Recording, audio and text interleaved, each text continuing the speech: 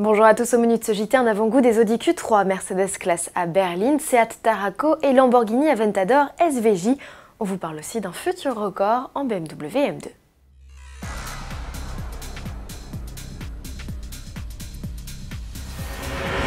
Qui a dit qu'il ne se passait jamais rien l'été? En cette fin juillet, l'actualité automobile est débordante. Tenez, chez Audi par exemple, le constructeur vient de lâcher une vidéo présentant succinctement quelques détails de son nouveau Q3. On discerne très clairement sa calandre nettement plus anguleuse et sa nouvelle signature lumineuse avec ses optiques effilées.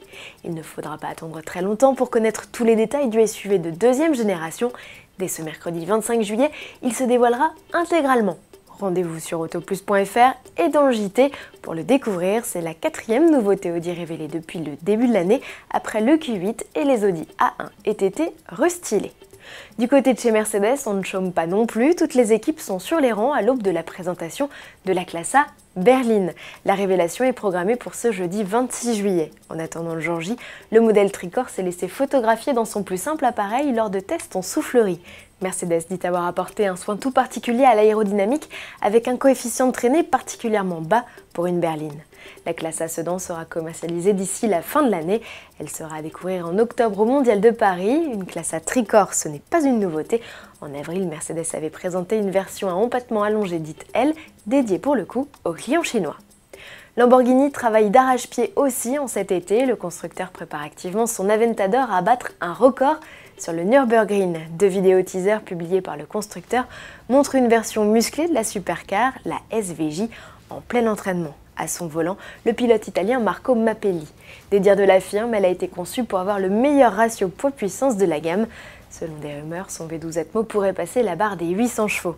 Équipé d'une transmission intégrale, d'une aérodynamique active de quelques kilos en moins et de liaisons au sol revues, certains affirment que la Lamborghini Aventador SVJ pourrait être 2 secondes plus rapide que la 900 GT2 RS, dont le record sur l'enfer vert est actuellement fixé à 6 minutes et 47 secondes. Affaire à suivre. En parlant de record, BMW est sur les rangs pour faire de la M2 compétition lancée en avril dernier une championne. Le coupé au 3 litres biturbo de 410 chevaux a été équipé d'un puissant laser. Objectif, exploser un maximum de ballons en 60 secondes. Le record insolite que vise le constructeur et qui va lui permettre de vanter l'agilité de son modèle est actuellement détenu par un Américain d'une soixantaine d'années. Pour finir, une info Seat, le futur grand SUV de la marque sera dévoilé le 18 septembre. Le Tarraco, nom antique de la cité de Tarragone, a déjà été aperçu par une poignée de privilégiés. Tous sont déjà très emballés par le design du SUV 7 places. Cousin du Skoda Karoq, il sera présenté au Mondial de Paris et commercialisé d'ici la fin de l'année. À demain.